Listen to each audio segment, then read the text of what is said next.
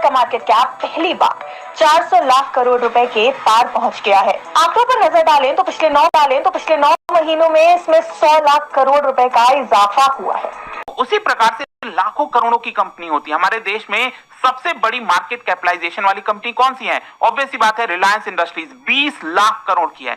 तो इस तरह से जितने भी कंपनीज है ना बॉम्बे स्टॉक एक्सचेंज पर, उनकी वर्थ की हम बात कर रहे हैं, वो 400 लाख करोड़ पहुंच गया। और देखिए, ये आंकड़ा अगर आप देखोगे तो आपको बहुत डिफरेंस देखने को मिलेगा। जैसे कि पिछले साल 5 जुलाई को भारत का मार्केट कैप 300 लाख करोड़ रुपए पहुंचा था। वहीं साल 2007 में भारत का मार्केट कैप 50 लाख करोड़ पहुंचा था। 2014 में यह पहली बार 100 लाख करोड़ रुपए के पार पहुंचा था।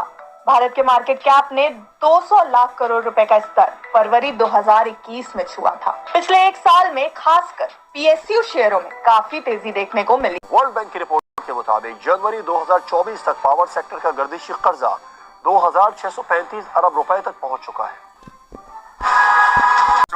आगे और भी खतरात आ रहे हैं, क्योंकि इन्होंने बजट पेश करना है और बजट से पहले पीआईए से जान छुड़ानी है, क्योंकि बजट आपका आईएमएफ ने बनाना होता है। बिजली और गैस सेक्टर में गर्दिशी कर्जा 5501 अरब रुपए तक पहुंच गया। जनवरी 2004 तक पावर सेक्टर का गर्दिशी कर्जा 2635 अरब रुपए तक पहुंचा। बारी आएगी स्टील मिल की, और स्टील मिल की जब बात की जाएगी तो उसमें पीएस पार्टी इस हक में नहीं है कि स्टील मिल को बेचा जाए, क्योंकि वो जितने वहां पे वर्कर हैं दे सारे पीएस पार्टी के वोटर हैं। बहुत पीछे है पाकिस्तान, तो लगता है ऐसे लग रहा है जैसे 1947 में बैठे हुए हैं। एजुकेशन का कोई मियार ही नहीं है। सबसे देखिए, 3 जुलाई 2020 के अंदर 9 मंथ्स के अंदर ये 300 लाख करोड़ से जंप करके 400 लाख करोड़ पहुंच। हेलो दोस्तों, एक नए वीडियो के साथ आपका बहुत बहुत स्वागत है। तो दोस्तों, आजकल बाजार में बहुत ही ज़बरदस्त उछाल आया है और बताया जा रहा है कि जो मार्केट कैपिटल है वो 400 लाख करोड़ के पार पहुंच गया है। अब ये उछाल सिर्फ 9 महीने के अंदर का बताया जा रहा है। 9 महीने के अंदर में 100 लाख करोड़ का प्रॉफिट हुआ है, और जिससे ये हमारा मार्केट कैपिटल 300 लाख करोड़ से बढ़कर 400 लाख करोड़ तक पहुंच गया है। तो आप समझ सकते हैं कि ये कितनी बड़ी डेवलपमेंट है। उसी के साथ साथ बताया जा रहा है कि 8 अप्रैल तक की ये रिपोर्ट है, और ये ज़्यादातर लाभ जो है शेयर की कीमतों में भारी बढ़ोतरी के कारण हुआ है। इसी के साथ साथ आपको बताएं, जो रिपोर्ट आई थी उसमें ये भी था कि ये जो 2014 तक सिर्फ 50 लाख करोड़ तक ही था। उसके बाद धीरे धीरे इसमें ग्रोथ हुई और 50 लाख करोड़ से ये बढ़कर विदिन 1 ईयर में ही ये 100 लाख करोड़ तक पहुंच गया।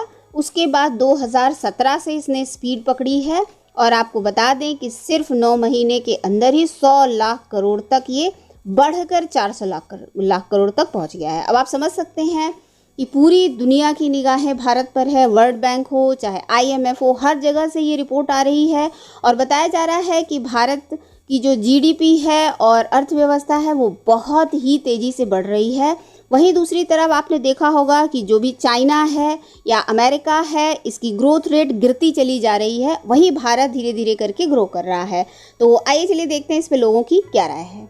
हम आपको ये बताते चले कि जैसे कि हमने पहले भी ताड़ साहब के साथ भी बात की थी, लेकिन मैं आपको फिर भी बता दूं कि जी एप्पल कंपनी जो है, जी हाँ, वो भारत में जो है अपने जितने उनके ऑफिसेज या कहिए जो वहाँ पर चाइना में जो काम हो रहा है, यानी कि जो उनकी फैक्ट्रीज चाइना में है, जो मैन्युफैक्चरिंग का काम चाइना में हो रहा है, कोशिश की जा रही है कि उसको भारत में शिफ्ट किया जाए, और ऐसा ऐसा करके भारत में शिफ्ट किया जाएगा, ये भी बताया जा रहा है। उससे जो है तकरीबन 5 लाख जॉब्स क्रिएट की जाएंगी। जी हाँ, भारत के लोगों को 5 लाख के करीब जो है, 5 लाख लोगों को जो है वो एप्पल की वजह से जो है वो जॉब्स मिलेगी। बहुत अच्छी बात है। इसका यकीनन यही मतलब है कि कोई भी मल्टीनेशनल कंपनी हो वो भारत में अपने आप को सिक्योर फील कर रही है। उनका ये ख्याल है कि उनका पैसा भी नहीं डूबेगा और उनके लोगों को भी नहीं मार दिया जाएगा या कुछ भगा दिया जाएगा या परेशान किया जाएगा। इसी वजह से हम देखते हैं कि भारत में डिफरेंट मल्टीनेशनल कंपनीज जो है वो आती चली जा रही हैं। यहाँ पे मैं फिर वही कहूंगी कि मैं कोई कंपैरिजन नहीं कर रही और कोई कंपेयर बनता भी नहीं है, लेकिन फिर भी पाकिस्तान को भी अपनी सिक्योरिटी सिस्टम को और चीज़ों को ठीक करना चाहिए, ताकि पाकिस्तान में भी जो है मल्टीनेशनल कंपनीज आते हुए ना घबराएं या इन्वेस्टमेंट करते हुए ना डरें। क्योंकि जो हाल हमने सी पैक का किया और उसके बाद सी पैक पे ना सिर्फ ये कि पैसा जो है वो वापस नहीं हुआ, पैसे का नुकसान तो हुआ सो हुआ चाइना को, लेकिन उसके साथ साथ हमने देखा कि चाइनीज वर्कर्स के ऊपर, चाइनीज इंजीनियर्स के ऊपर भी कई बार अटैक्स हुए। ये देखकर भी यकीनन बाकी दुनिया भी डर गई होगी और वो ऐसा सोचते हुए कि पाकिस्तान आए या ना आए, ये बात सोचते हुए यकीनन डरते होंगे। और इसी वजह से पाकिस्तान इस चीज में पीछे रह गया है कि यहाँ पर कोई भी मल्टीनेशनल कंपनी जो है वो आने को तैयार नहीं होती। बार बार हमारे मिनिस्टर्स तो खैर कह रहे हैं कि हमें लोन की नहीं, हमें इन्वेस्टमेंट की जरूरत है, लेकिन बहरहाल वो इन्वेस्टमेंट कैसे आएगी ये सोचना पॉलिटिशियंस का और एजेंसीज और आर्मी का काम है, जो अगर अपने काम से काम रखें तो ही शायद हालात बेहतर हो सकते हैं। गैर मुस्लिमों को मौका ही कहाँ देते हैं? आप क्या चाहती हैं हम गैर मुस्लिमों को मौका दें? क्यों ना दें? वो पाकिस्तानी नहीं है। अच्छा, गैर मुस्लिम तो हमें मौका देते नहीं। कहाँ नहीं मिला आपको मौका? हम अपनी हरकतों की वजह से मार खा के वापस आते हैं, वरना अपॉर्चुनिटी सबके लिए बराबर है। मेरी बात सुने ना, सऊदिया के लोग राज कर रहे हैं, दुबई के लोग राज कर रहे हैं, वो भी तो मुसलमान है ना। हम अनोखे मुसलमान है कि पाकिस्तानियों का नाम खराब है? आप कह, मैं कह तो रही हूँ कि पाकिस्तानी जो अप्रिशिएट नहीं करते, किसी को एडमायर नहीं कर सकते नहीं कर सकते। हाँ जी, इज्जत का मसला है। हाँ, इज्जत का मसला। अना बहुत है। अना जैसे कहते हैं ना, वैसे कहते तो ज्यादा है कि क्रिश्चियन में होती है ईगो, कहा जाता है। वैसे हम तो वैसे गैर मुस्लिमों को बदनाम करने में नंबर 1 पे है, सॉरी टू से। हाँ, sorry, yes you are right. But हम लोगों में अगर आ जाए ना दूसरों को अप्रिसिएशन करने का हौसला, कर जो पॉजिटिव हो जाएंगे। हाँ, पॉजिटिव, जहाँ पे जाए पॉजिटिव थिंकिंग ना, तो हम दुनिया को इस बात का प्रूफ दे देते हैं कि पाकिस्तानी एक नफरती कौम है, किसी को अप्रिशिएट नहीं करती है। हमें तो जो अच्छी चीज हो रही है उसको तो हमें अप्रिशिएट करना चाहिए ना। हम लोग जो हैं डाउन लेवल के, अगर हम अप्रिशिएट करेंगे हमारा कोई नहीं होगा, लेकिन अगर अपर लेवल की सोसाइटी है या हमारे जो पॉलिटिशियन है वो अगर साथ देंगे तो ही कुछ हो सकता है। पॉलिटिशियन उनके खुद बैठ के तारीफ करते हैं। इमरान खान ने की, आपको पता है, नवाज शरीफ ने की, शहबाज शरीफ ने की, अभी क्या रह जाता पीछे? अगर आप जनरल ज़ियाउल हक के दौर की तरफ चले जाएं तो जो ज़िया थे उनका दौर ले लें और आज का दौर ले लें, आपको टोटली चेंज नजर आएगा। क्या चेंज नजर आए? मैं आपको 1993 में जो नारियल का तेल था वो आधा पाव आता था 10 रुपए का, और अब कितना तेल है? आई थिंक 250 का है। तो काफी तरक्की हो गई है ना। वो इन्फ्लेशन, तरक्की हुई है इन्फ्लेशन में। हाँ जी, decreasing increasing of prices, inflation. Yes. ये बताएं, आखिरी सवाल आपसे पूछूंगी, मैंने बड़ा नोट किया है कि हम भारत की तारीफ नहीं कर सकते। भाई क्यों नहीं कर सकते ये बताएं?